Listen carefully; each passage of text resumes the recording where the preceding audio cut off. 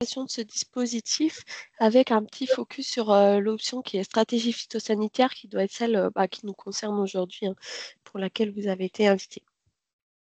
Alors, pour commencer, j'ai repris un petit peu d'historique sur les mesures agro-environnementales et climatiques. Et notamment la comparaison avec les MAEC classiques qu'on connaît, qui étaient déjà en place en 2014-2022, qui sont les mesures agro-environnementales et climatiques qui sont surfaciques. L'autorité de gestion de ces MAEC, c'était la région sur la programmation 2014-2022, mais en Auvergne-Rhône-Alpes, c'était bien mis en place par la DRAF, piloté par la DRAF. Et puis en 2023-2027, il y a eu un arbitrage État-région qui a déclaré que toutes les mesures qui étaient surfaciques étaient du ressort de l'autorité de gestion de l'État. Donc en fait, l'autorité de gestion, elle a changé des MAEC, elle est repassée à l'État. Et en parallèle, en 2021, suite à l'évaluation des PAEC, tout ça, il y a eu une proposition française de mettre en place une nouvelle MAEC. C'est une exception de la France, de mettre en place une MAEC qui ne serait pas un paiement à l'hectare, mais un paiement à l'exploitation. Et du coup, dans ce cadre-là, elle serait mise en place par les régions, puisqu'elles ne sont plus surfaciques, et avec un vrai objectif d'accélérer la transition des exploitations agricoles. Et donc, cette proposition, elle a été acceptée par la Commission européenne et du coup, on a travaillé au niveau national pour la mettre en place. Et du coup, il y a un budget national qui a été réservé pour les mesures agro-environnementales et climatiques. Et au sein de ce budget national, il a été décrété qu'une partie irait sur les MAEC forfaitaires mises en place par les régions. Donc, on a un budget propre qui n'est pas fongible avec le reste. Et on a vraiment travaillé pour que ce dispositif MAEC forfaitaire ne soit pas en concurrence avec les MAEC surfaciques, surtout qu'il est moins bien doté hein, d'un point de vue budgétaire, évidemment. Et du coup, l'idée, c'est bien que ce soit des dispositifs complémentaires, en sachant que pour une seule exploitation agricole, ils ne sont pas complémentaires, c'est l'un ou l'autre, ils ne sont pas cumulables. Mais par contre, d'un point de vue régional et politique agro-environnementale, l'idée, c'est bien qu'ils soient complémentaires. Sur la MAC forfaitaire, on conserve les principes de base des mesures agro-environnementales et climatiques, c'est-à-dire que l'agriculteur il s'engage pour 5 ans, que l'objectif c'est une amélioration environnementale, évidemment qui est très importante, et que la rémunération elle est basée sur des surcoûts et des manques à gagner de la mise en place des nouvelles pratiques. Donc ça, c'est des choses qui sont similaires dans les deux dispositifs. En revanche, il y a quelques différences de fonctionnement entre les deux dispositifs. Donc en vert, vous trouvez tout ce qui concerne les MAEC surfaciques et en bleu, tout ce qui concerne les MAEC forfaitaires. Alors, tout d'abord, les MAEC surfaciques, elles sont ouvertes que sur une petite partie de la région parce qu'elles nécessitent la mise en place de PAEC, vous êtes bien au courant, et dans ces PAEC, des zones d'intervention spécifiques sur des zones à enjeu eau ou biodiversité. La MSC forfaitaire, quant à elle, elle est ouverte sur toute la région. C'est la première différence. Ensuite, il y a celle dont on a parlé, c'est-à-dire que la MSC forfaitaire, c'est un forfait, peu importe le type d'exploitation, peu importe la production, peu importe le nombre d'hectares, alors qu'en face, les MEC, elles ont un paiement à l'hectare. Les MAEC surfaciques, elles se basent sur le respect d'un cahier des charges qui peut être plus ou moins lourd, hein, plus ou moins critiqué d'ailleurs, alors que les MSC forfaitaires, il n'y a pas de cahier des charges, il n'y a pas d'action obligatoire, on va en parler, et donc le plan d'action, il est individualisé à l'exploitation et il est libre. Il peut être ce que veut l'exploitation, enfin forcément pour faire sa transition. Et on a vu, notamment dans l'évaluation des PAEC faite en 2019 sur la région, que les MSC surfaciques répondaient bien aux enjeux de maintien de pratique et avaient aussi l'objectif de changement de pratique. Et nous, on a décidé d'axer les MSC forfaitaires uniquement sur le changement de pratique. Et donc, on sait qu'on ne s'adresse pas aux exploitations qui sont déjà vertueuses, déjà très extensives et qui font déjà bien. Donc, ce n'est pas notre cible pour cette aide-là. Sur les MAC forfaitaires, donc, comme je vous disais, il n'y a pas de cahier des charges. En revanche, il y a 3 voies de transition qui ont été actées parce que l'objectif, enfin, on va payer sur la base de résultats obtenus. Il y a une transition carbone qui vise à améliorer le bilan carbone de l'exploitation d'au moins 15%.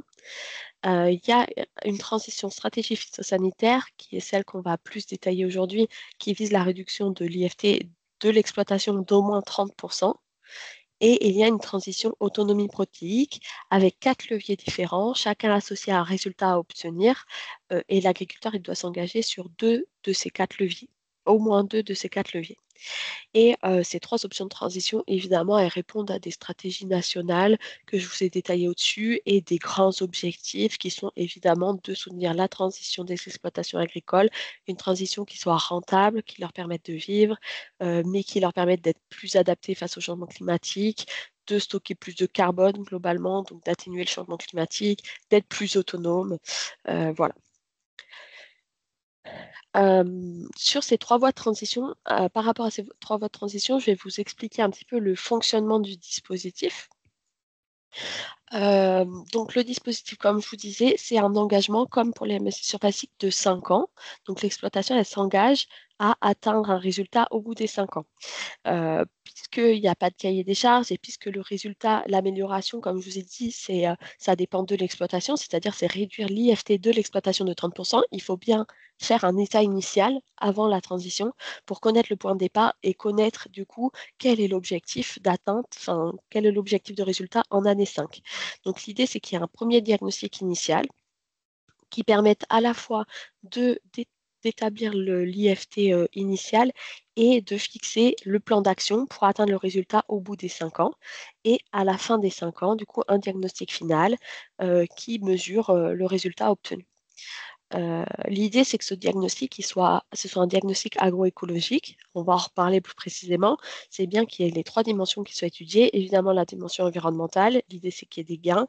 Euh, Évidemment la dimension économique, puisque la transition, il faut qu'elle soit rentable pour l'agriculteur. En tout cas, il faut qu'à la fin des 5 ans, il n'ait pas d'intérêt à revenir à l'état initial. Et il faut également qu'il y ait une dimension sociale dans le diagnostic. Et l'idée, c'est que l'exploitant, il ne soit pas tout seul pour mettre en place tous les changements et atteindre le résultat en année 5.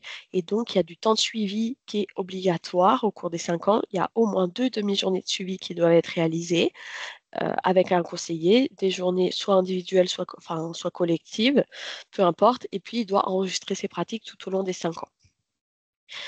S'il atteint le résultat au bout des 5 ans, il touche une subvention qui est forfaitaire, peu importe l'exploitation, qui est de 18 000 euros. Cette aide, elle est ouverte à tous les agriculteurs actifs et jeunes agriculteurs nouveaux installés, à l'exception de ceux qui touchent déjà des aides à l'exploitation, c'est-à-dire ceux qui touchent déjà des aides MEC surfaciques, de conversion à l'agriculture biologique, même si c'est qu'un hectare d'ailleurs, et les paiements pour services environnementaux de l'Agence de l'eau. Donc, c'est ces 3 exclusions-là qui sont dictées par le ministère et sur lesquelles nous n'avons pas la main. Donc ça, on réalise des contrôles croisés et si jamais les agriculteurs sont déjà engagés par ailleurs, ils ne peuvent pas s'engager dans la MSC forfaitaire. Et puis, ils doivent choisir une seule voie de transition, soit carbone, soit phytosanitaire, soit autonomie protéique, même s'il y a certaines actions qui peuvent répondre à chacun des 3 thèmes. Hein. D'ailleurs, ça, c'est pas gênant, mais ils doivent choisir une seule voie. Euh, et le diagnostic, il doit être réalisé par une structure qu'on a agréée. Et ça, on en reparlera un peu juste après. Le dispositif, il est ouvert et il est en ligne sur le site de la région. Et le budget sur toute la programmation, il est de 23 millions d'euros d'aide publique. Et donc, ça nous permet d'accompagner environ 1270 exploitations sur la programmation, sur cette mesure-là. Je continue sur à peu près le fonctionnement, parce que là, je vous ai parlé, si on atteint le résultat au bout des 5 ans, il touche 18 000 euros. Mais on s'est dit qu'on allait prévoir le coût si jamais l'exploitation, elle réduit pas de 30% l'IFT, mais elle le réduit de 28%, qu'est-ce qu'on fait? Parce que c'est un peu le problème de ces mesures qui sont basées sur les résultats, c'est que, enfin, on oblige à atteindre le résultat et comme on n'a pas de respect de cahier des charges, on n'a pas vraiment d'obligation de maintien. Enfin, en tout cas, on n'a pas d'obligation de moyens, excepté le suivi et l'enregistrement des pratiques, mais ça pèse pas beaucoup dans le coût. Donc, on a réfléchi à une gestion un peu différente. Déjà, on a permis qu'il y ait, alors contrairement aux MSC surfacique, je ne l'ai pas dit, mais les MSC surfacique, c'est un paiement qui est annuel. Nous, on n'a pas mis un paiement annuel, mais on a mis la possibilité d'avoir 3 versements. Un versement en année 1, juste après la signature de la décision juridique, il a déjà réalisé le diagnostic initial. Donc, on ferait un premier acompte de 3 000 euros qui l'aide à financer le premier diagnostic et de financer des premiers changements de pratique. À mi-parcours, on peut avoir un second acompte de 6 000 euros s'il a progressé suffisamment, s'il a progressé d'au moins 60%. Et pourquoi ce 60% de progression? C'est que c'est lié à nos corrections financières. Euh, si l'idée c'était qu'on évite au maximum le remboursement de la part des agriculteurs, si il a un résultat à la fin des 5 ans qui est compris entre 60% d'atteinte et 80% d'atteinte du résultat, il y a une déchéance de 50% de l'aide, c'est-à-dire qu'il ne reçoit que 9 000 euros de la subvention. Et en fait, 9 000 euros, ça correspond aux deux acomptes qui sont versés. Donc peut-être qu'il n'a pas de solde s'il n'a pas assez progressé, mais au moins, il n'a pas à rembourser les acomptes qui ont été versés. Et donc, en fait, le paiement, il est progressif, comme je vous disais, entre 60% et 80% d'atteinte. Donc, sur l'IFT, je ne sais plus ce que ça représente. Ça représente par rapport aux 30%. Bon, faudrait, je ne me rappelle plus, mais ça se calcule facilement. Et ensuite, s'il est entre 80% et 100% d'atteinte, il y a un versement de l'aide au prorata du résultat obtenu pour essayer d'éviter l'effet de seuil. Et évidemment, s'il atteint les 30% de réduction de l'IFT comme demandé, il a les 18 000 euros en totalité. Ces 18 000 euros, c'est un montant qui a été certifié au niveau national sur la base des surcoûts liés à l'atteinte de l'objectif sur des données d'une ferme moyenne nationale. Donc, il est certifié, donc on ne peut pas y toucher. Et il est censé couvrir l'accompagnement, c'est-à-dire que le coût du diagnostic initial, du diagnostic final et de l'accompagnement des pratiques, normalement, enfin, il est calculé dans les surcoûts. Euh, donc, euh, donc voilà. Et en fait, le fonctionnement, c'est que la structure qui réalise les diagnostics facture à l'agriculteur l'accompagnement ou pas d'ailleurs, peu importe. Et dans ce cas-là, l'agriculteur, il a 18 000 euros, lui, de subvention pour faire son changement de pratique.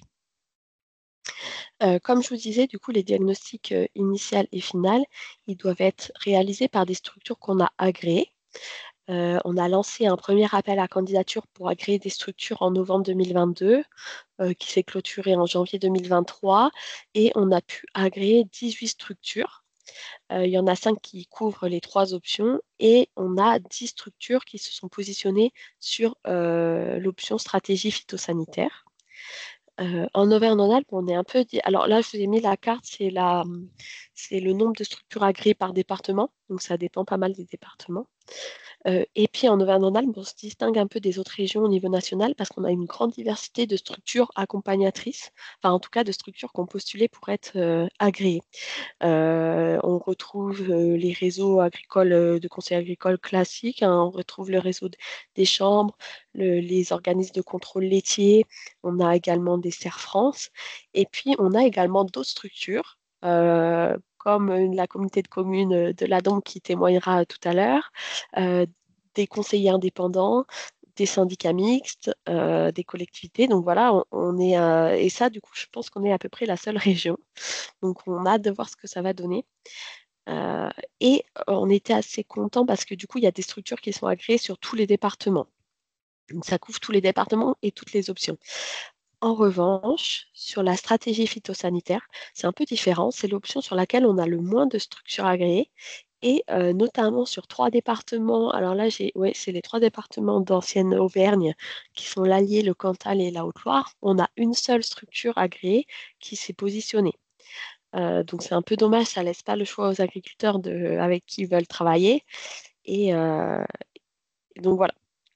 Euh, et on a environ, du coup, sur les 18 structures, non, sur les 10 structures agréées pour stratégie phytosanitaire, ça fait environ 80 conseillers qui sont ciblés pour intervenir sur cette mesure. On va parler juste après de l'état d'avancement de la mesure, hein. Comme je vous dis, elle est ouverte. C'est ouvert depuis juin 2023, donc ça fait, enfin, ou juillet, en tout cas, ça fait un an. Donc, on peut faire un premier bilan. Et le premier bilan, globalement, c'est qu'il nous reste beaucoup de budget. Sinon, je ne ferais pas la réunion aujourd'hui. L'idée, c'est qu'on a encore beaucoup de marge de manœuvre pour accompagner des exploitations agricoles. Et donc, on a aussi décidé de réouvrir l'appel à candidature pour agréer des structures. On l'a réouvert début avril. Il est ouvert pour toute l'année 2024, je pense. Et l'idée, c'est de pouvoir élargir le cercle des structures agréées si certaines structures avaient loupé le premier appel à candidature et souhaitaient accompagner des agriculteurs dans cette mesure. Et donc, on demande dans cet appel à candidature un petit dossier, notamment pour avoir la compétence de la structure pour accompagner les agriculteurs, et puis voilà, la faire intégrer un peu le réseau de structures avec qui on travaille sur cette mesure. Donc, vous pourrez me poser des questions sur tout ce qui est fonctionnement du dispositif. Je pense que vous en aurez plein. En tout cas, je peux vous détailler un peu l'état d'avancement, comme je vous disais, depuis un an. Où est-ce qu'on en est? Du coup, à fin juin, on a reçu 150 dossiers sur les 1270 attendus, je vous disais. Et du coup, on voit on a environ 90 dossiers sur l'autonomie protéique, une trentaine sur l'amélioration du bilan carbone et une vingtaine sur la réduction de l'IFT, donc sur la stratégie phytosanitaire. Donc, c'est l'option sur laquelle on a le moins de dossiers. Et l'ensemble de ces dossiers reçus, ça représente que 10% de l'enveloppe FEADER dont on dispose. Donc là, sur ce schéma, en gros, la stratégie sanitaire, c'est en vert, et puis tout ce qui est gris, c'est les dossiers qu'on aurait pu atteindre. Donc en fait, on a encore beaucoup de marge de manœuvre et on peut encore accompagner plus de 1000 exploitations via cette mesure. Donc voilà. Et puis ensuite, je vous ai fait un petit focus sur les dossiers stratégie phytosanitaire. Ça, c'est l'un des dossiers reçus. Pour l'instant, on en a reçu plutôt dans le Rhône et dans la Loire.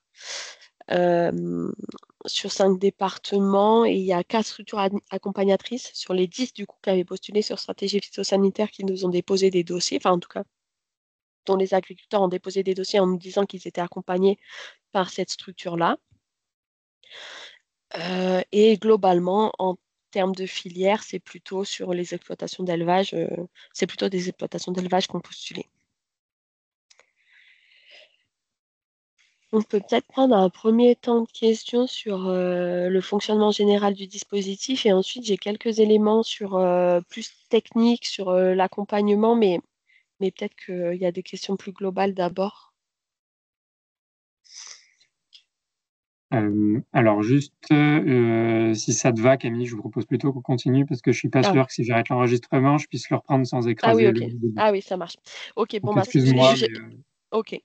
Juste, j'en profite, un petit commentaire là dans l'espace de discussion sur le vocabulaire que tu as utilisé, Camille. En fait, le versement à la signature s'appelle une avance car il n'y a pas de Non. justificatif, aucune. Alors non, les avances sur le FEADER, c'est complètement autre chose. Non, non, c'est pas une avance, c'est un Ok. acompte. Et en fait, Bon, voilà, c'était une remarque qui avait été faite. Je vous laisse. ouais, non, alors c'est bien un acompte parce qu'en fait, il se base sur la fourniture du diagnostic initial et du plan d'action. Donc, c'est bien des pièces et des premiers éléments de réalisation. Alors, en fait, on demande que le diagnostic initial et le plan d'action ils soient réalisés avant la demande d'aide parce que, évidemment, ça permet de voir si l'agriculteur il a assez de marge de manœuvre pour pouvoir s'engager. Parce qu'il peut s'engager que si on voit que le résultat, on peut l'obtenir. Et en fait, comme le diagnostic initial et le plan d'action, ils nous sont fournis, sur la base de ces pièces, on peut verser un premier acompte. Donc c'est bien un acompte et ça ne change pas grand-chose dans le fonctionnement, ça ressemble un peu à une avance, c'est juste que c'est pas automatique non plus. Parce que du coup, on l'avait, on s'était demandé si du coup ce premier acompte de 3 000 euros, on le versait directement dès la signature de la décision juridique parce qu'on a déjà le diagnostic initial et le plan d'action.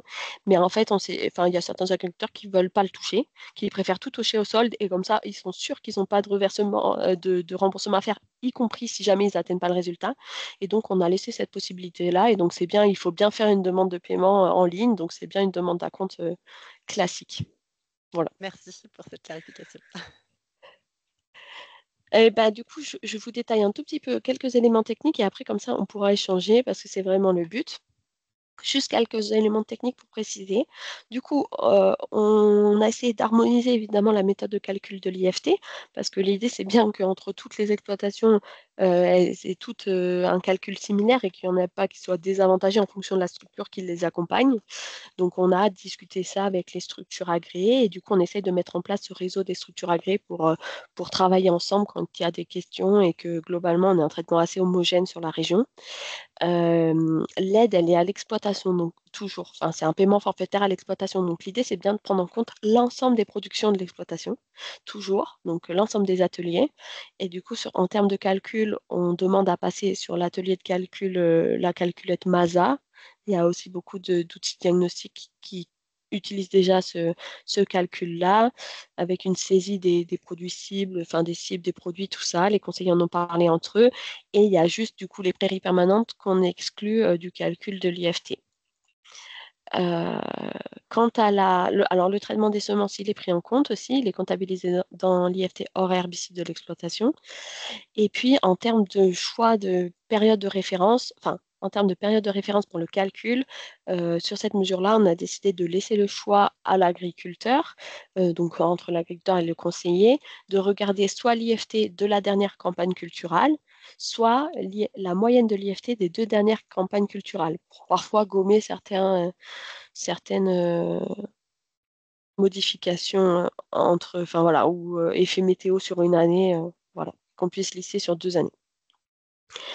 Et comme je vous disais, ce calcul de l'IFT, en fait, ça suffit pas pour s'engager. L'idée, c'est pas juste d'avoir un calcul de l'IFT et d'avoir un plan d'action et de voir qu'au bout des 5 ans, bah, l'IFT il peut diminuer et que du coup, l'agriculteur, sachant qu'il faut faire ces simulations, tout ça, donc voir qu'il peut s'engager, il y a ça, ces simulations d'IFT.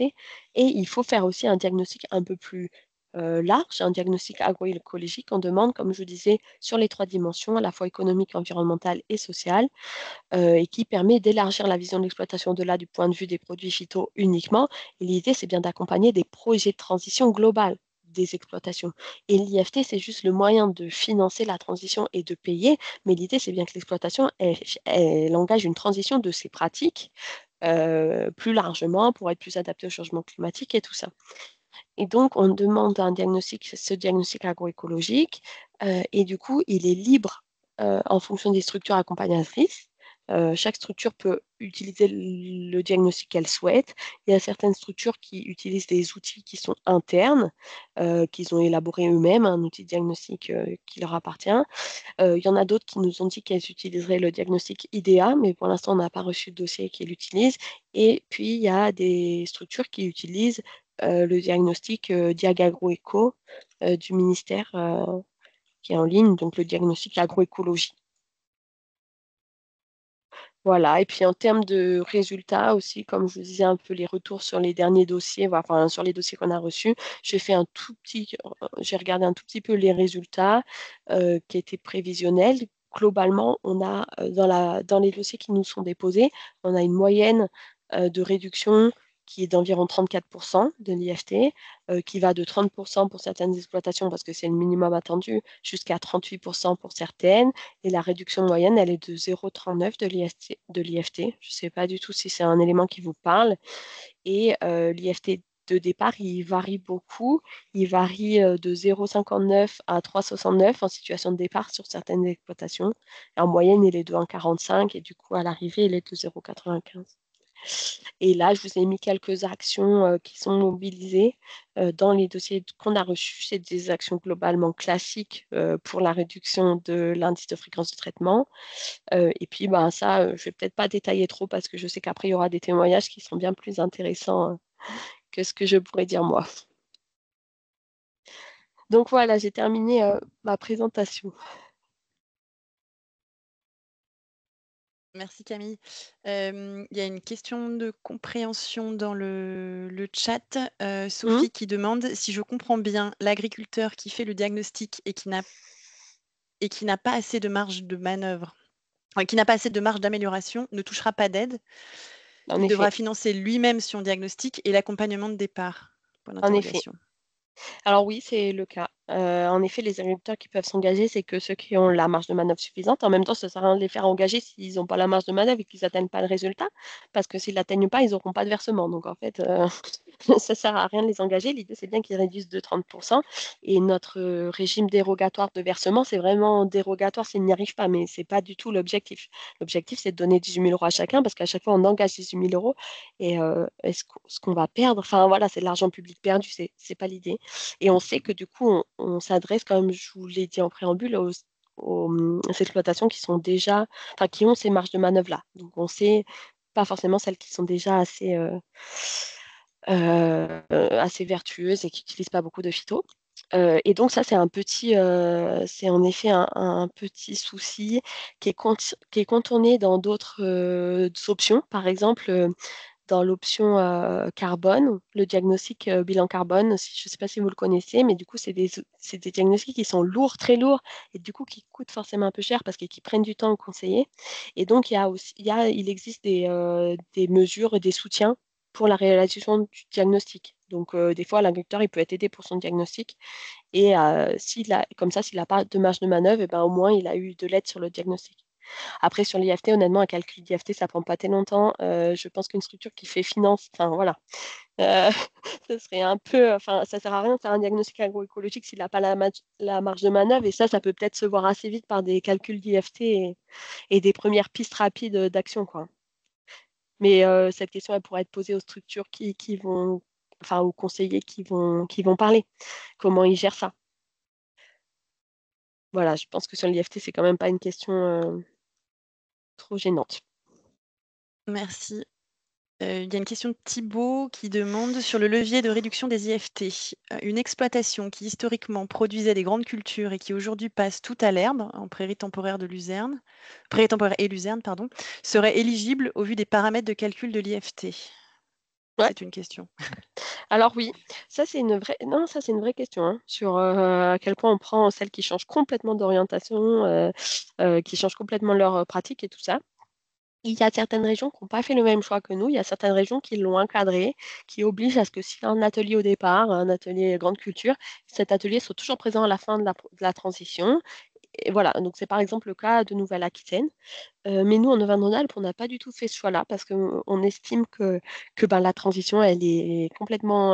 On voulait laisser toute cette souplesse, en fait, que la transition pour une exploitation agricole, ça peut être de complètement arrêter un atelier, de complètement réorienter son exploitation. Et on voulait pouvoir aider ce genre de dossier, en fait.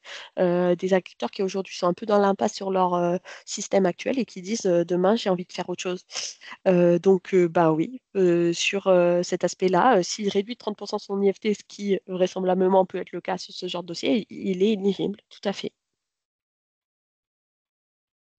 Une question, tu l'as évoquée, mais un petit rappel sur quels sont les objectifs à atteindre pour la stratégie carbone.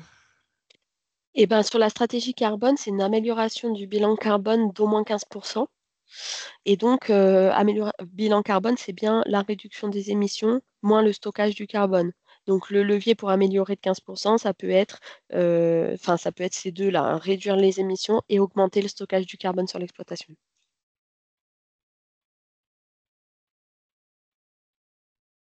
On repart sur la stratégie phyto. Pour les exploitants qui souhaitent postuler à une... Ah non, pardon, on reste sur le carbone. Pour les exploitants qui restent postulés à une MAEC carbone, un diagnostic carbone doit être réalisé. Il me semble Oui, que ce diagnostic doit avoir été réalisé avant le 1er janvier 2024. Une dérogation peut-elle être accordée si des exploitants ont réalisé un diag carbone basé sur les campagnes 2020, 21 et 22? Nous avons alors. plusieurs exploitants dans ce cas qui souhaiteraient postuler à la MAEC. Ok. Bah, je serais intéressée pour savoir qui c'est, qui me contacte directement pour valider ce dossier carbone. Non, alors c'est pas ça. En fait, la programmation européenne, elle a commencé au 1er janvier 2023, parce qu'on est sur la programmation 2023-2027. Donc en fait, on ne peut pas prendre, accepter des diagnostics qui ont été réalisés avant 2023. Donc ça veut dire un diagnostic qui a été réalisé en 2022. Malheureusement, on ne peut pas le prendre et il faut le refaire en 2023 ou en 2024. Par contre, on peut prendre des diagnostics qui sont réalisés avant le 1er janvier 2024. Je ne sais pas pourquoi il y avait cette date-là. En fait, on peut prendre des diagnostics qui sont réalisés en 2023 de façon antérieure, ça c'est possible. En fonction de si la structure est agréée ou pas d'ailleurs. Bonjour, Mais je me permets de oui, repréciser, du coup, c'est moi qui ai posé la ok, question, c'est Marie-Lou Leger de la coopérative Oxiane. ok, Du coup, donc, on est bien agréé pour accompagner les exploitants nous, ouais, sur la partie carbone. Et en fait, c'est donc j'avais bien marqué 23 et pas 24. Je sais bien ah que c'est ok, ça premier marche. 2023. Et du coup, on avait accompagné là dans le cadre d'un projet 19 exploitations sur des diagnostics carbone. Oui, Et donc, les diagnostics ont été faits en fin d'année 2022, sur les campagnes du coup 20, 21, 22. Et Oui. on pensait pouvoir on avait comme projet de déposer une MAC carbone avec eux, mais sauf qu'on a vu cette date-là et on ne savait pas du coup si c'était complètement bloquant ou si on devait leur refaire un diagnostic Alors, intégral, quoi, comment on pouvait faire. bah, en fait, le fait que vous ayez pris en référence 2020, 2021, 2022, ça pose aucun problème. Il faut que le D'accord. diagnostic il soit daté de 2023. Donc ça voudrait dire que Mais si on est entre fin 2022 et 2000, si vous me dites non, finalement, on les a bouclés en janvier 2023, c'est bon. OK, Ça joue à bon, pas faut que je me grand-chose. repenche vraiment sur les dates. Ouais, Mais OK, en ça tout cas, marche. le fait que les périodes de référence a été 2020, 2021, 2022, c'est pas C'est pas gênant. c'est pas problématique parce que justement, si vous l'avez réalisé en 2023, bah logiquement, vous avez pris les années d'avant en fait. C'est Ben oui, normal. c'est ça. Oui. Par contre, c'est vrai que pour les dossiers, si on réalise un diagnostic aujourd'hui en 2024, bah l'idée c'est quand même de prendre l'année dernière, quoi. C'est pas de revenir à trop d'années antérieures, Oui, sinon oui, ça bien veut sûr. plus rien dire, même si globalement c'est possible si ça nous est justifié. Si on nous dit oui, mais 2023, c'est vraiment pas représentatif de l'exploitation pour je ne sais quelle raison, et du coup je le prends Oui, pas, je oui. prends les années d'avant, et ben on accepte, ça c'est possible. Donc en fait, D'accord. tout est une question de justification parce que derrière, on est sur un dispositif européen, donc il y a des contrôles. Et donc en fait, mais après, ça c'est justifiable, quoi. Nous, l'idée, c'est bien que le diagnostic initial, il représente la situation de l'exploitation pour que ben, il ne soit pas mis en difficulté pour dans 5 ans, en fait. Donc voilà. Ouais, ouais. Ben, je regarderai plus et Ouais, vous reviendrai si. ouais, pas de souci, ouais. Ouais, ouais, on peut regarder ensemble si vous avez besoin. Merci. Une question de Valérie qui demande pour les agriculteurs sans comptabilité, micro-BA, quel diagnostic économique? Alors, c'est pas du tout ma spécialité, je ne sais pas. Mais en fait, peu importe, on n'oblige pas dans cette mesure à ce que les exploitations aient une comptabilité. En fait, ce qu'on oblige, c'est que dans le diagnostic agroécologique, il y a le conseiller, il s'attarde un peu à la situation économique de l'exploitation, qu'il le prenne en compte. Mais du coup, bah, peu importe le diagnostic qu'il réalise. Et d'ailleurs, dans le diagnostic, bah, par exemple, si on prend le diagnostic Diag agroéco, il me semble que c'est quoi? C'est le BE, c'est quelques données comme ça économiques en fait, hein, qui sont regardées, c'est tout. Il y a pas, voilà, c'est des indicateurs économiques. Et l'idée, c'est que l'idée, c'est que le conseiller il prenne surtout en compte cette dimension dans son conseil et qu'il conseille pas une transition à un exploitant qui lui ferait moins vivre de son métier et tout ça, parce que bah, l'exploitant, qu'est-ce qu'il va faire au bout d'un an? Il va dire bah stop, j'ai plus l'aide, parce que l'idée c'est qu'il ait plus l'aide. Et ben j'arrête quoi. Je reviens à ma Oui, situation initiale. Et c'est surtout ça qu'il faut éviter. oui, je suis d'accord, mais même le BE, on n'a pas ces éléments-là. Et ben Et vous en trouvez d'autres, bah peu importe du coup. Enfin, en fait, l'idée c'est que vous prenez en compte la dimension économique et qu'il y ait au moins un indicateur économique. Et si c'est le salaire mensuel, il doit bien quand même, il y a au moins une donnée économique sur l'exploitation, même si du coup il n'y a pas le BE. Donc peu importe. L'idée c'est de prendre en compte la dimension économique et que ce soit un peu, voilà, que ce soit pris en compte et qu'on ait un indicateur qui prouve dans le diagnostic que c'était pris en compte. Donc il peut être, il n'est pas forcément, enfin voilà, il peut être divers. OK, merci. Une question de Carole, tu l'as dit, mais je pense qu'il faut le, le réexpliquer. Est-ce que le diagnostic initial est à la charge de l'agriculteur? Oui, oui, alors en fait, dans le coût certifié de 18 000 euros, en fait, c'est comptabilisé, donc c'est les surcoûts liés à la mise en place de la mesure, donc il y a les surcoûts liés au changement de pratique, tout ça pour l'atteinte des résultats, et il y a également le surcoût lié à l'accompagnement dans la mesure. Et donc le montant des diagnostics et le montant du suivi, donc les 2 demi-journées de suivi obligatoires au cours du contrat et l'enregistrement des pratiques. Donc après, c'est un montant qui est national. Donc en fait, oui, il est à la charge de l'exploitant et il est censé être contenu dans les 18 000 euros, puisque c'est les surcoûts liés à la mise en place de la pratique. Mais dans les faits, comme nous, on a un paiement forfaitaire et donc on verse 18 000 euros pour l'atteinte pour l'atteinte du résultat, donc l'amélioration de l'IFT de 30%, on n'a pas vraiment de dépenses éligibles associées. Donc si jamais l'agriculteur il est financé, son diagnostic il est financé par ailleurs, c'est possible aussi. C'est pas bloquant pour nous. Et puis, il y a certaines structures agréées, ça dépend des structures. Il y en a certaines qu'on dit qu'elles le feraient financer à l'agriculteur, qu'elles le factureraient. Dans l'appel à candidature, on a agréé les structures, on leur a demandé à peu près le coût de l'accompagnement parce qu'on voulait que ce coût ne soit pas complètement dément et qu'ils ne prennent pas trop la place des 18 000 euros, enfin voilà, qu'ils restent corrects. Et il y a certaines structures agréées qui nous ont dit qu'elles le feraient gratuitement pour les agriculteurs. Donc c'est vraiment des choix, c'est le choix de la structure agréée. Et derrière, l'agriculteur, il choisit avec qui il part, quoi, en fonction de son territoire et qui il a à disposition. Ok, merci. Karen demande, tu as évoqué que la MAEC forfaitaire n'est pas cumulable avec la conversion à l'agriculture bio. Et si donc l'exploitant, j'imagine, crée une seconde exploitation pour sa conversion bio, peut-il souscrire à la MAEC forfaitaire? Commencer à créer une seconde exploitation, ça veut dire il scinde ses parcelles en deux. Il aurait une exploitation sans cab et une exploitation avec toutes les parcelles en conversion. C'est ce que je Alors, comprends. Je ne sais je pas, me Karen, si tu permets veux du préciser. coup de prendre la parole. Donc, Ok. alors ça, c'était un peu flou hein, pour l'instant, mais voilà, j'ai un exploitant qui envisage de convertir une partie de ses cultures et il pourrait être intéressé par cette mesure. Et du coup, moi, la question se pose de se dire, donc, il ne pourrait pas être éligible aux deux, si je comprends bien, Oui, c'est ça. ou de créer en gros une autre exploitation uniquement dédiée à la bio. Je sais que ça se fait en fait, les Ok. conventionnels, voilà, c'était plus dans ce sens-là. Et du coup, on est bien sur deux entités distinctes, mais avec un même nom d'exploitant au départ, quoi. Ouais, bon alors moi je maîtrise pas trop ça parce que ça c'est un peu du ressort plus de l'État. Je maîtrise pas trop de si c'est possible, mais si c'est possible et que du coup il a deux numéros package parce qu'il a une exploitation. En fait, nous on regarde ça par rapport au numéro package de l'exploitation et pas au nom de l'exploitant. Donc ça, je pense que ça c'est possible. Et pareil, il y a une autre possibilité, mais bon, qui est peut-être pas acceptable pour lui, mais en fait, il peut aussi passer en conversion et être éligible à la MSC forfaitaire s'il ne demande pas les aides à la conversion biologique, quoi.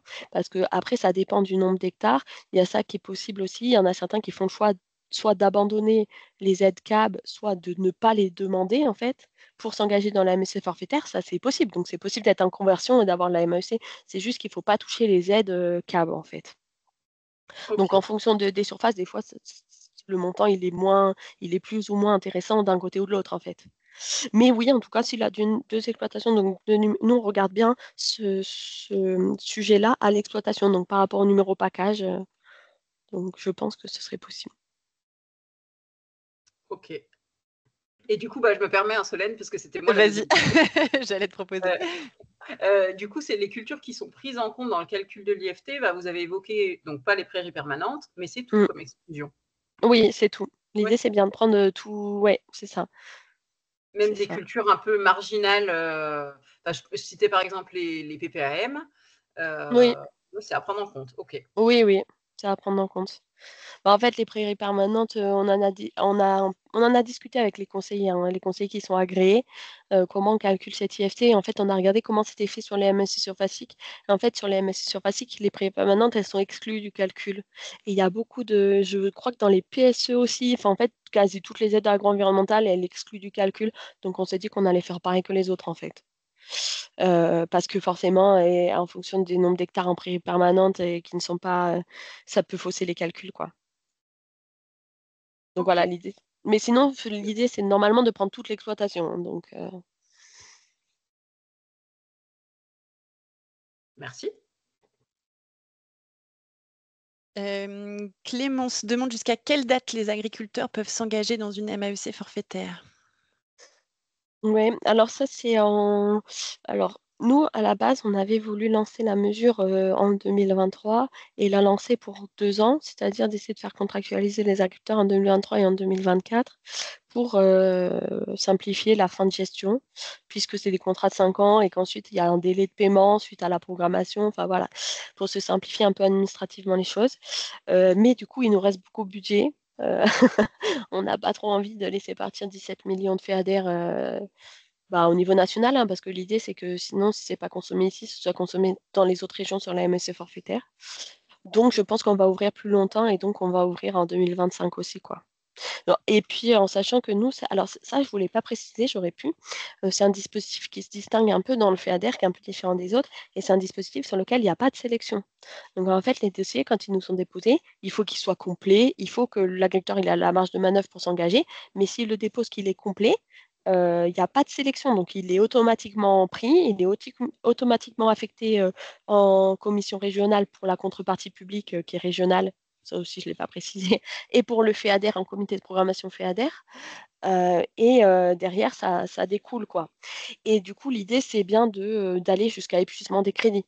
C'est un peu la logique, alors des fois on me le dit, c'est la logique premier arrivé, premier servi quoi, puisqu'il n'y a pas de sélection.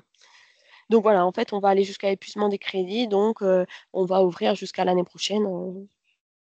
Oui, au moins, quoi. Merci. Et puis je te relais une dernière question pour ce temps-là. Après, je vous propose qu'on passe au témoignage suivant. Et puis, si besoin, voilà, Ouais. on continuera les échanges après. Donc, Rebecca a posé 2 questions. Elle voulait la liste des structures agréées. Donc ça a été partagé par Victor. Donc, vous pouvez voilà, Ok. consulter le lien des structures actuellement agréées. Ouais, c'est en ligne sur le Sachant guide sur la région. Là, je l'ai mis voilà. aussi dans le diapo, donc vous l'aurez Ben, aussi. je vous transmettrai derrière, voilà. Mm. Et puis Rebecca demande aussi en quoi consistent plus précisément les 2 demi-journées de suivi avec un conseiller. Et ben ça, alors, les 2 demi-journées de suivi, comme je vous disais, comme à mi-parcours, il peut solliciter un acompte s'il a suffisamment progressé. On conseille qu'il y ait un peu un bilan à mi-parcours qui permet de voir où il en est de l'atteinte du résultat, parce que s'il atteint au moins 60%, il peut solliciter un deuxième acompte. Donc ça peut être ce temps-là, ce temps un peu à mi-parcours, suivi à mi-parcours. Et ensuite, ça peut être des formations, qu'elles soient collectives ou individuelles, ça peut être des visites collectives, ça peut être tout un tas de choses. Ça encore, c'est laissé libre. C'est laissé libre à la structure accompagnatrice. Et du coup, dans les dossiers, chaque structure nous a dit à peu près ce qu'ils avaient envisagé comme suivi. Donc, nous, on a regardé que tout ça, ça correspondait à ce qu'on attendait. Et donc, chaque structure agréée a un peu sa propre façon de proposer un suivi à l'exploitant, quoi. Ok, merci beaucoup Camille. Je vous propose qu'on passe au témoignage de la Dombe et puis voilà, on poursuivra les échanges Mm. après si De toute besoin. façon, je reste disponible. Donc, enfin, voilà, je reste là avec vous. Donc, s'il y a des questions, je reprendrai la parole. Alors Anaë, Dia, si vous pouvez partager votre diapo.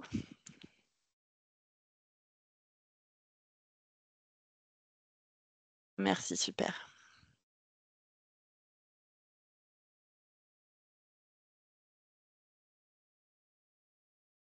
Bonjour, c'est bon, vous voyez bien le diaporama? Super, Oui, c'est donc parfait. Anaïs, ok. Anaïs Degache, moi je suis chargée de mission agroécologie à la communauté de communes de la Dombe. Et du coup, moi, c'est Dia Ben Oussaïd et je m'occupe des MAEC forfaitaires et surfaciques à la communauté de communes de la Dombe. Donc, je vais commencer par présenter le contexte de la demande d'agrément et le contexte dombiste, et puis je laisserai Dia après préciser la méthode de diagnostic. Donc, la communauté de communes de la Dombe, donc, on se situe au nord de Lyon, entre Lyon et Bourg-en-Bresse, dans le département de l'Ain. On est porteur de l'animation du site Natura 2000, qui enfin, la Comcom, c'est 70% du site Natura 2000. Voilà, on est sur un des plus grands sites Natura 2000 de la région, qui concerne quand même 65 communes et 8 EPCI. Donc avec une diversité de milieux, donc surtout beaucoup d'étangs et des enjeux de préservation de zones humides. On a plus de 1000 étangs sur le plateau de la Dombe, un bocage qui est relativement préservé, mais une forte diminution des surfaces de prairies permanentes, notamment autour des étangs. Et du coup, une régression aussi, enfin c'est lié aussi à la régression de l'élevage bovin. Donc on a un écosystème complexe avec des forts enjeux de préservation de la biodiversité, à la fois faune, flore, et voilà des espèces, nombreuses espèces patrimoniales sur le territoire. Et on constate une régression de la biodiversité depuis 30 ans, donc à la fois sur les étangs et sur les milieux agricoles. Donc par rapport aux enjeux du territoire, on a à la fois une dégradation des habitats, mais aussi une pollution des masses d'eau liée notamment aux pesticides, donc haute surface et surtout avec les étangs et les cours d'eau à l'aval et un fort impact du changement climatique sur les différentes activités, notamment sur la pisciculture, mais aussi sur les activités agricoles.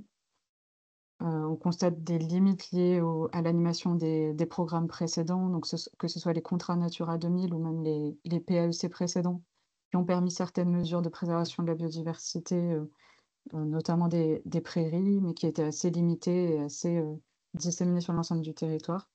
Vu l'ampleur et la superficie du territoire, c'est assez compliqué d'avoir un fort impact avec ces mesures-là. Voilà, donc 2 grands enjeux quand même sur le territoire et auxquels on peut répondre, avec des actions agricoles. La préservation de la biodiversité et la préservation de la qualité de l'eau. Et on essaie au maximum de faire le lien entre les différents programmes. On porte, notamment en plus, on porte l'animation des PSE là depuis, 2021. On porte aussi un programme, plan territorial de gestion de l'eau, donc qui recoupe aussi des enjeux agricoles. On anime la démarche de plan alimentaire territorial, les PAEC avec des MAEC sur FASIC et on essaie de faire au maximum le lien, et puis l'animation avec l'animation du site Natura 2000 aussi. Donc je vais pas revenir sur, le dispositif, ça a été, bien présenté par Camille, mais simplement pour préciser, la particularité chez nous, c'est qu'on n'a pas de cumul possible avec les PSE, donc l'objectif c'était d'aller voir, d'autres agriculteurs que ceux engagés dans les PSE. Et on a, aussi des MAEC qui peuvent pas être cumulés, des MAEC sur FASIC pour la création de prairies et de couverts d'intérêt faunistique et floristique. Donc on s'est adressé à certains agriculteurs qui avaient déjà, contractualisé des MAEC, mais pas celle-ci. Et on s'est fixé un objectif d'accompagnement de 25 contrats, accompagnés par la communauté de communes de la Dombe.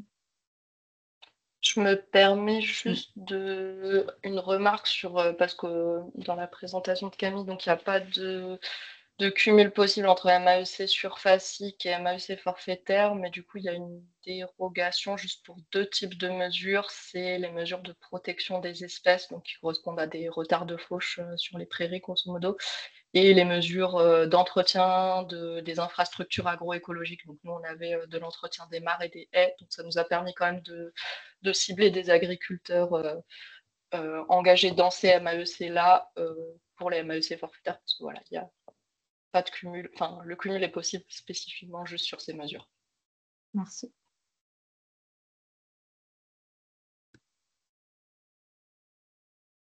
Donc, pour les étapes de la mise en place des MAEC forfaitaires, sur la Dombe, donc il y a eu tout d'abord des échanges avec la région et des échanges avec les structures agréées, pour, les méthodes de diagnostic et puis pour en savoir plus sur ce dispositif. Nous, on a aussi échangé avec les différents EPCI concernés par, le site Natura 2000, parce que notre objectif, c'était de pas intervenir seulement, pour l'accompagnement des agriculteurs sur le territoire de la Comcom, mais élargir à l'ensemble du site Natura 2000, voire, même au-delà pour, combler, des trous qu'il peut y avoir sur le site. On a communiqué aux agriculteurs, via les réunions d'information qu'on a fait, donc c'était plutôt sur les MAEC sur FASIC dès 2023, mais on en a profité pour, commencer à présenter les MAEC forfaitaires et on les a représentés, cette année et on a pris déjà des contacts d'agriculteurs intéressés par ces mesures. Et ensuite, bon, ça a été tout le travail de DIAD, préparer les diagnostics, les méthodes, de collecte de données auprès des agriculteurs et en parallèle, on a aussi fait, une demande de licence pour, utiliser l'outil Devotop. Voilà et donc on commence là vraiment les diagnostics et la réflexion sur les plans d'action avec les agriculteurs et on essaie aussi d'anticiper l'accompagnement à la fois individuel et l'accompagnement collectif qui va pouvoir être mutualisé avec, les autres programmes qu'on anime.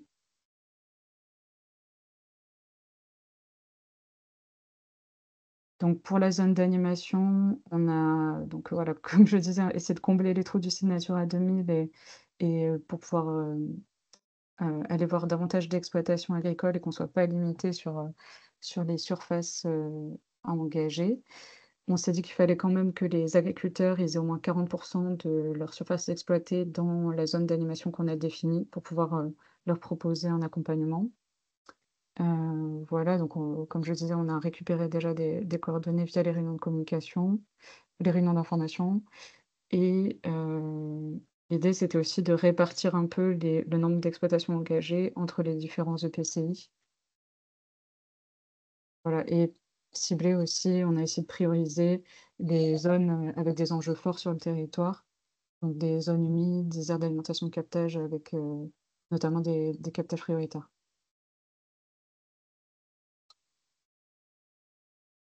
Donc, pour ce qui est du budget, donc, on a un objectif de 25 contrats sur les MLC forfaitaires. Nous, on a fait le choix de ne pas demander de paiement aux agriculteurs parce que sur les autres programmes qu'on anime, on ne leur demande pas de participation financière sur notre temps de diagnostic ou d'accompagnement.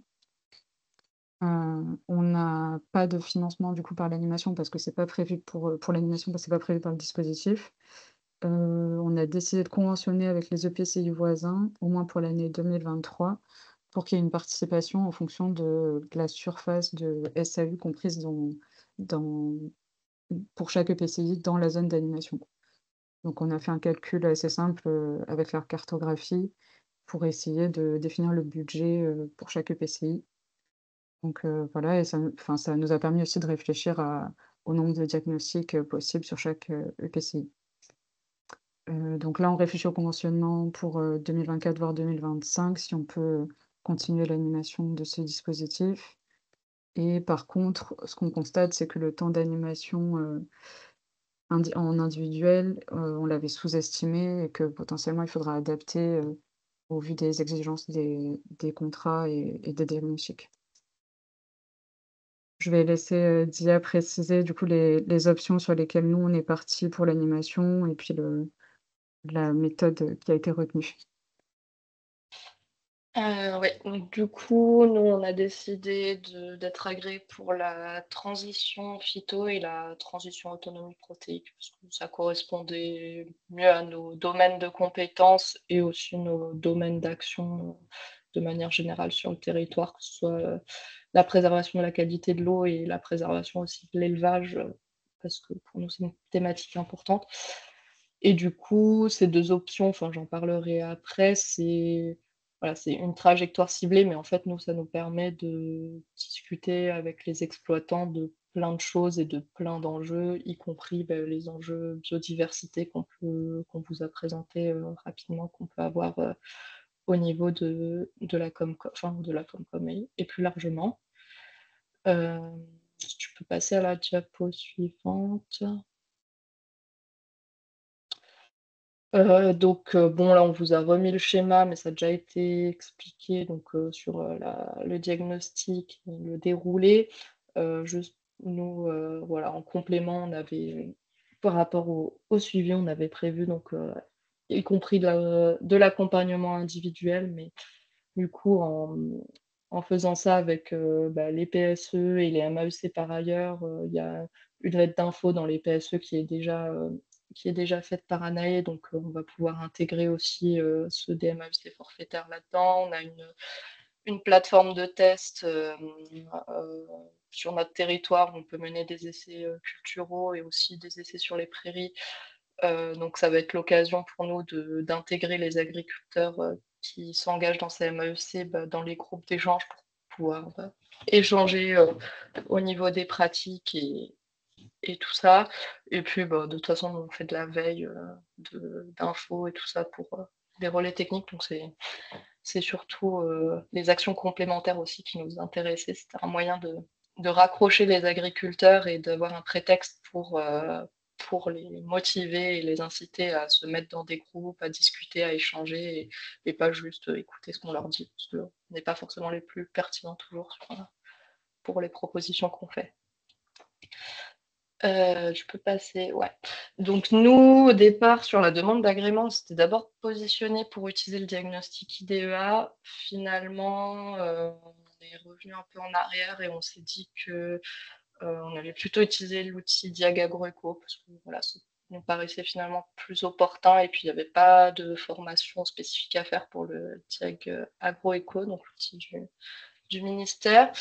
Nous, on l'a choisi parce qu'il était assez complet, donc il fait un diagnostic économique, social et environnemental, passe en revue les pratiques agroécologiques et puis le rendu les généré, donc c'était plus simple. Après, moi, je suis, du coup, c'est ce qu'on disait sur le travail de diagnostic. Moi, je suis allée un peu plus loin en rédigeant à part le document pour rajouter plein d'autres questions, que ce soit par rapport aux enjeux de nos territoires, aux changements de pratique, où voilà, j'avais l'impression que parfois le diag agroéco allait pas forcément assez loin. Euh, Pareil. Donc, c'est ce qu'on vous a dit tout à l'heure. En fait, de base, on avait prévu 2 jours d'animation pour faire diagnostic et plan d'action et tout ça pour les agriculteurs. Là, pour l'instant, j'ai commencé 2 diagnostics parce que voilà, on a pris du retard avec les MAEC sur FACIC qui étaient plus urgentes. Ce dont je me rends compte, c'est que si on veut faire les choses bien et si on veut vraiment discuter avec les exploitants, réfléchir à une véritable transition et pas seulement sur l'objectif, parce que c'est le tort parfois des MAEC de se concentrer que sur l'objectif et d'oublier de parler du reste, bah, ça prend pas mal de temps. Donc moi, en général, il me faut bien 2-3 rendez-vous pour récupérer toutes les données pour faire le diagnostic au complet. Donc, c'est aussi des données qui vont permettre la construction du plan d'action. Il y a du temps de travail aussi, forcément, après au bureau, de remettre au propre ce qu'on a vu avec l'agriculteur, de réfléchir au plan d'action, à ce qui va être possible de faire. Donc, moi, au global, plutôt ce que j'estime maintenant, c'est qu'on est plus sur 3-4 jours d'animation pour pour un contrat. Alors, effectivement, je pense qu'on pourrait faire en 2 jours comme on avait prévu. Après, si on veut parler économique, vérifier du coup que la transition, sur les 5 ans, elle est viable financièrement, elle est intéressante et que ça va se maintenir. Si on veut parler changement climatique, si nous, en plus, sur nos enjeux, propres à nos territoires, on veut parler biodiversité, infrastructures agroécologiques, des choses comme ça, ça prend vite beaucoup de temps. Donc, là, on fait plutôt le choix de faire mieux, faire bien, quitte à ce que ça prenne plus de temps. Donc, il va falloir qu'on revoie un peu le niveau de financement, comme on vous a dit, sur l'accompagnement, vu qu'on va prendre plus de temps. Mais dans un objectif de se dire, en fait, ce qu'on fait là maintenant, c'est une véritable transition, c'est une opportunité que la MAEC forfaitaire laisse, c'est une opportunité de discussion, sur les exploitations. Donc et ben, on prend le temps qu'il faut, pour que ça marche, dans l'espoir aussi qu'après, les changements de pratique, des uns, motivent au changement de pratique chez les autres et que ça fasse un peu, boule de neige. Mais bon, pour l'instant, on est juste au stade, déjà on va engager quelques personnes, ça sera bien. Mais voilà, du coup ça prend, cette diapo, c'était surtout pour vous dire, ça prend du temps si on veut faire, les choses, bien. Tu peux passer à la Ouais, suivante. peut-être juste pour compléter, il y a aussi le Ouais. fait que les agriculteurs, ils sont pas forcément dispo sur Mmh. des plages horaires longues et que du coup, prévoir des rendez-vous peut-être plus courts d'1 heure et demie, 2 heures, mais faire plus fréquent, ça peut être intéressant. C'est ça, on a un petit c'est plus difficile de mobiliser, pour faire, tout d'un coup, mais du coup, forcément, temps de trajet et cetera, ça fait perdre un peu de temps et c'est aussi pour ça, je pense qu'on avait sous-estimé, le temps d'animation. Après, pour la construction du plan d'action, nous, de toute façon, dans le Diag Agroéco, il y a pas mal de questions qui sont ciblées et qui aident déjà à réfléchir à tout ça. Donc on peut identifier des pistes d'amélioration dans le diagnostic par l'outil. Et puis après, nous, on a un objectif de construire des fiches techniques ou d'en partager, pour, que les pratiques soient plus simples à mettre en œuvre. En sachant que du coup enfin, le plan d'action, l'idée, c'est de donner quand même des clés aux agriculteurs, pour réussir à atteindre l'objectif. Mais si c'est pour donner des clés, générales, qu'on peut dire à tout le monde, à titre personnel, je pense pas que ça aura beaucoup d'impact. Si on dit, enfin: «Faites du désherbage mécanique, faites ceci». Heu, Moi, je pense que pour que le plan d'action, il marche, c'est important et c'est le but de la MEC de se concentrer vraiment sur, les objectifs de l'exploitation, son fonctionnement et comment à titre individuel de l'exploitation, on va pouvoir mettre en œuvre quelles pratiques. Et donc forcément, bah, pareil, ça prend du temps de construire tout ça et d'avoir un plan d'action vraiment ciblé et pas généraliste sur voilà, faites ceci. Hem, donc voilà, l'idée, bah, pour le coup, j'ai moins de recul là-dessus parce que je les ai pas encore construits, les plans d'action pour l'instant, mais en tout cas, voilà, c'est des objectifs que je me suis fixés, là-dessus, donc d'avoir des recommandations techniques et vraiment une trajectoire, concrète de, comment, sur 5 ans, l'exploitant va pouvoir faire pour changer, ses pratiques. Et donc c'est ce que j'expliquais un peu, donc c'est MAEC forfaitaire pour nous, c'est surtout un prétexte aussi pour, parler de beaucoup de choses et les plans d'action aussi. Donc sur la transition phyto, on on va parler sur, toutes les méthodes, ça va être l'occasion de discuter sur toutes les méthodes alternatives, de, biocontrôle, réduire les doses de pesticides, utiliser des molécules moins dangereuses, réduire les traitements de semences en utilisant des semences de fer, mélange de variétés, mélange d'espèces. On a aussi un objectif, pourquoi pas, de tester, des nouvelles cultures, privilégier les cultures bas niveau d'intrants. Mais tout ça, ça nous pose quand même, la question des filières. Donc, pareil, si on propose ça, il faut qu'on vérifie, qu'au niveau économique, il y a une filière et il y a des débouchés, pour pouvoir vendre tout ça. On est en territoire qui est pollué par les nitrates, ça nous permet aussi de parler des couverts, même si les couverts, permettent de gérer les adventices. Enfin, voilà, on a, comme on vous a dit, on n'a pas assez de on manque de prairies, donc ça sera aussi l'occasion de jouer sur les prairies à travers l'IFT et donc nous, de jouer sur les habitats, et aussi tout ce qui est, bah, infrastructures agroécologiques, les haies, les bandes enherbées, les bandes fleuries. Nous, c'est toutes ces thématiques-là sur lesquelles on a prévu de travailler. Alors les agriculteurs, il y aura des thèmes qui leur évoqueront rien et sur lesquels on ne pourra pas trop travailler, mais il y en aura d'autres sur lesquels ils seront plus ouverts.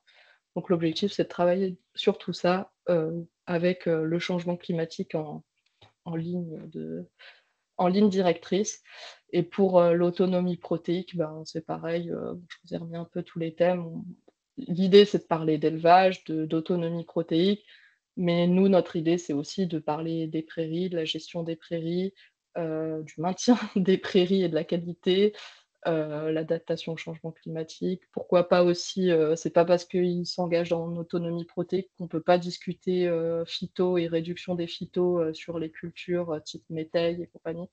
Voilà, en fait, l'avantage, disons, de ces MAEC, c'est qu'elles fournissent un cadre, beaucoup plus large et pas restrictif, comme il n'y a pas de cahier des charges à respecter et donc ça laisse, beaucoup plus d'occasions de parler de beaucoup de choses, d'essayer, des pistes, et beaucoup plus, s'adapter, aux envies de l'exploitant, plutôt que de les raccrocher à quelque chose pour lesquels ils ne sont pas convaincus, de base.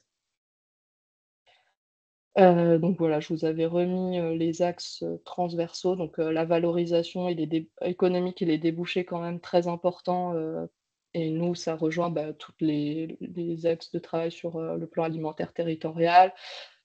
Pareil, préservation de l'eau parce que de toute façon, pour cultiver, d'ici 5 ans, s'il y a des problèmes de sécheresse, va falloir bien, réfléchir à tout ça et nous, ça rejoint, bah, notre PTGE. Enfin voilà, c'est pour vous dire aussi que, tout ce qui est évoqué dans ces MAEC, ça rejoint aussi ça poursuit des objectifs que d'autres programmes qu'on anime au niveau de notre territoire et voilà.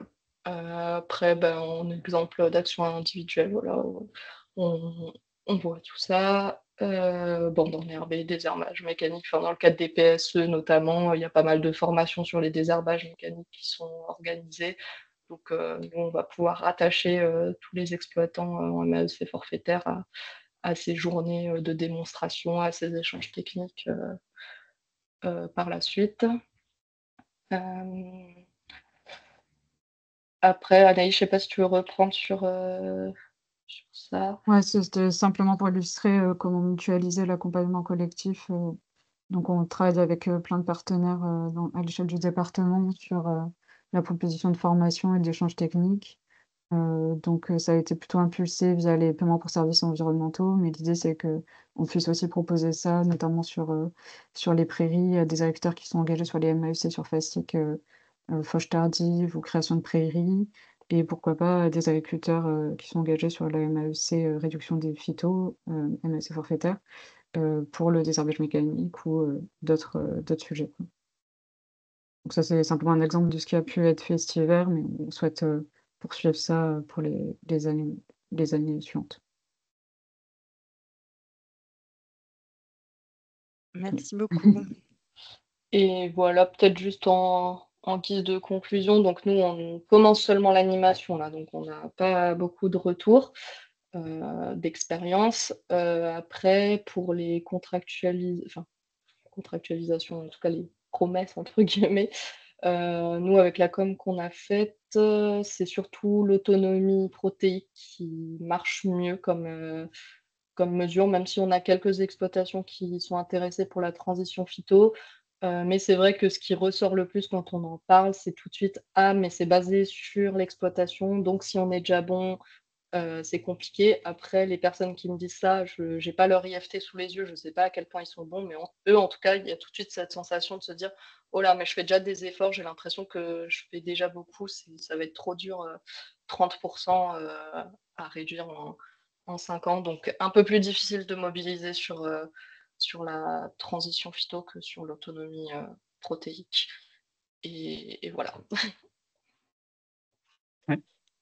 Bah, merci beaucoup pour vos témoignages. Là, c'est intéressant d'avoir ce point de vue collectivité et puis le lien avec les différents dispositifs.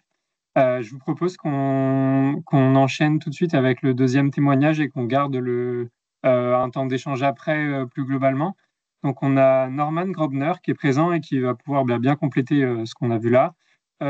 Donc, de la Chambre du Rhône.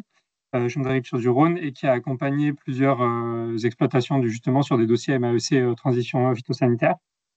Et du coup, Norman, je propose de te laisser la main pour nous dire un peu qu'est-ce que ça peut apporter aux agriculteurs dans les dossiers que tu as pu faire et puis les leviers un peu engagés, enfin voilà, ce témoignage-là. Oui, donc bonjour à toutes et à tous. Donc Norman Grobner, donc je suis conseiller à l'agronomie environnement à la Chambre du Rhône. Et du coup, c'est moi qui m'occupe, donc, comme l'a dit Victor, de cette partie MAEC forfaitaire, donc vraiment spécifique phyto. Et plus précisément, majorité avec des éleveurs, parce qu'on est après, on a des sections par filière. Donc moi, je suis vraiment sur la section élevage. Donc à l'heure actuelle, là, dans le Rhône, on a pu, donc tout dossier confondu entre ceux qui ont été terminés, déposés, ceux qui sont en cours, on est à environ une petite quinzaine de dossiers pour cette mesure phyto. Donc majoritairement localisé donc Mont du Lyonnais et Mont du Beaujolais pour la plupart, assez peu dans la plaine.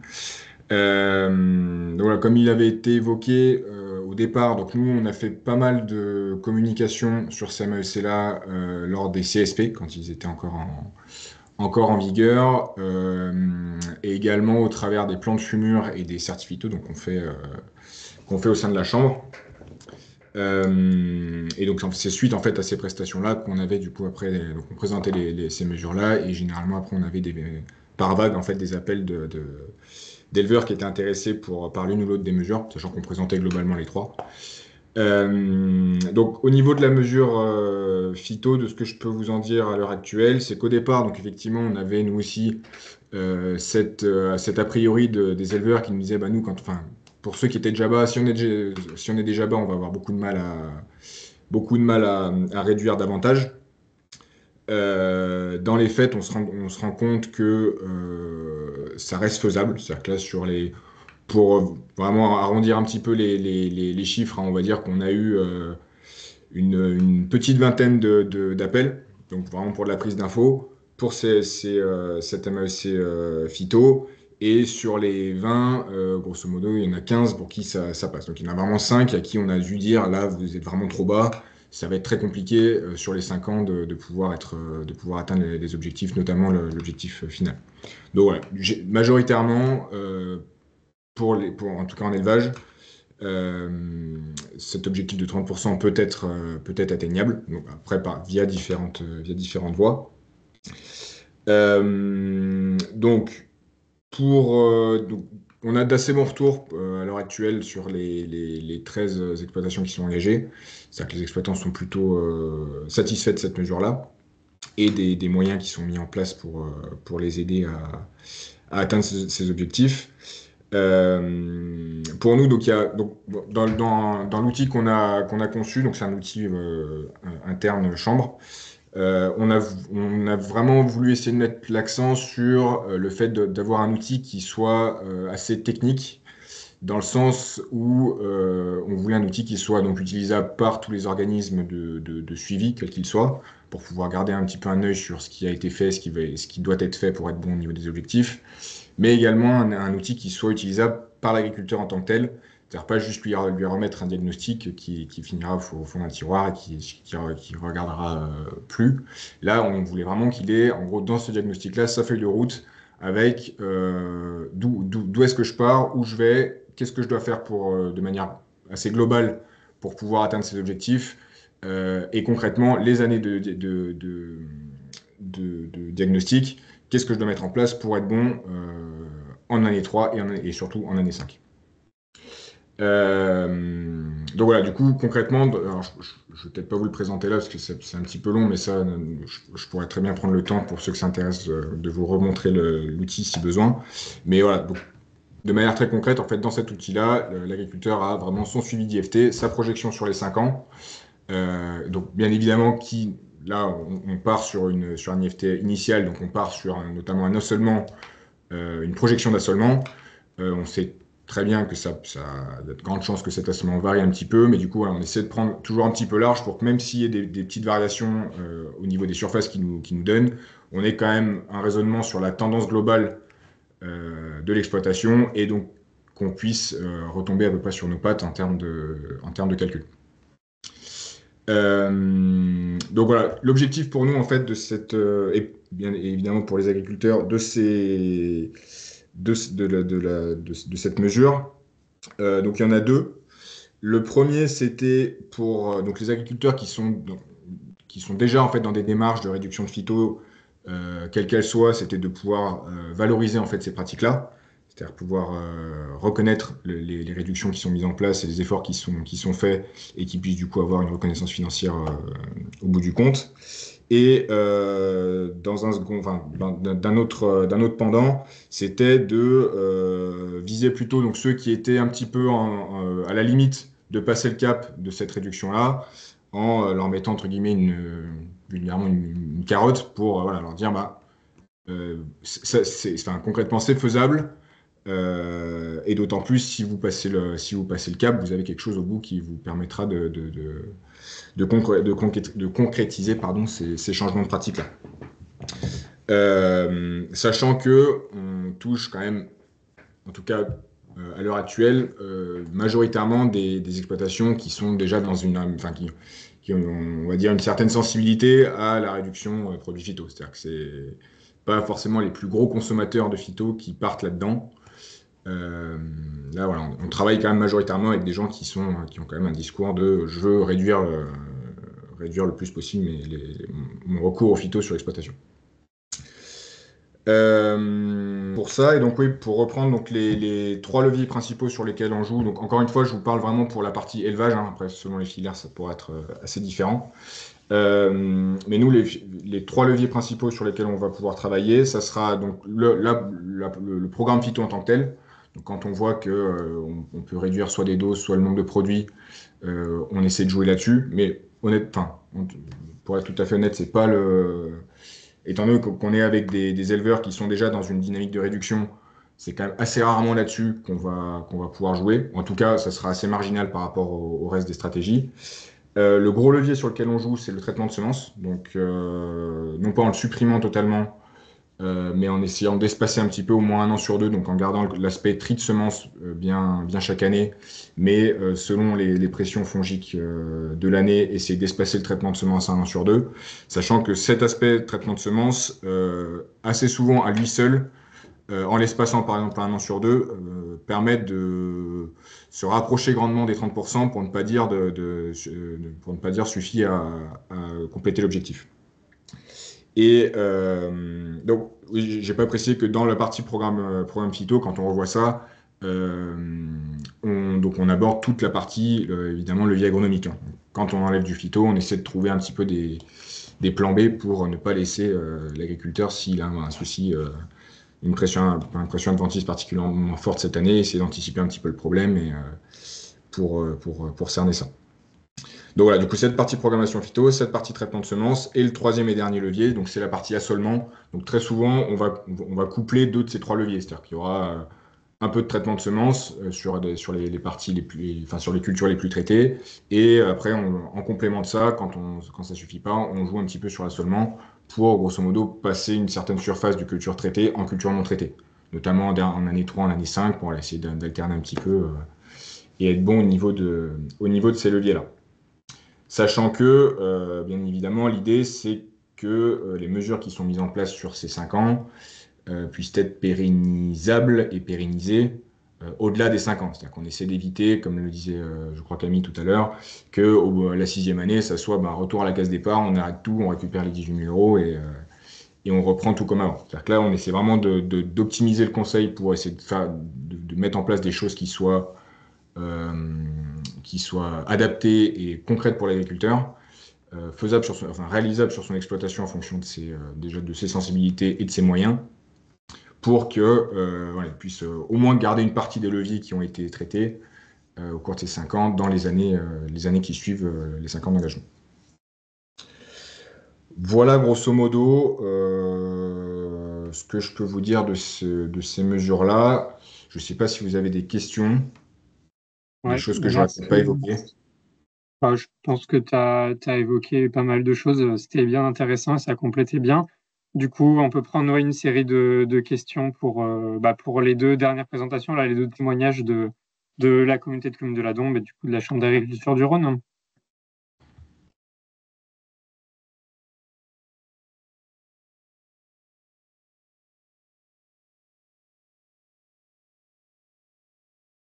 Alors, il n'y a rien dans le chat, mais si certains veulent prendre la parole, n'hésitez pas à lever la main ou à ouvrir vos micros.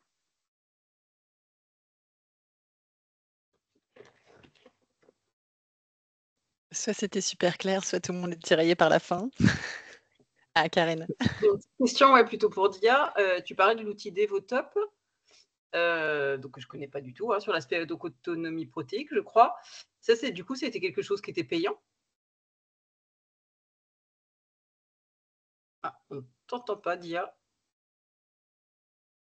Hop, pardon, j'avais pas mis mon micro.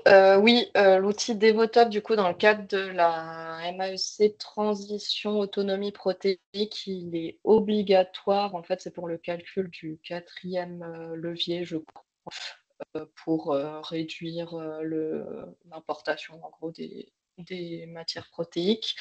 Et donc, le coût, c'est de l'ordre, je crois, c'est 200 € la première année. Après, ça doit être 150 € par an, la licence, quelque chose comme ça. Du coup, il n'y a pas le choix d'avoir l'outil si on veut animer la transition autonomie protéique sur le levier 4. Sinon, on ne peut pas faire le diagnostic. Et ça a été imposé, je crois, au niveau des MAEC forfaitaires.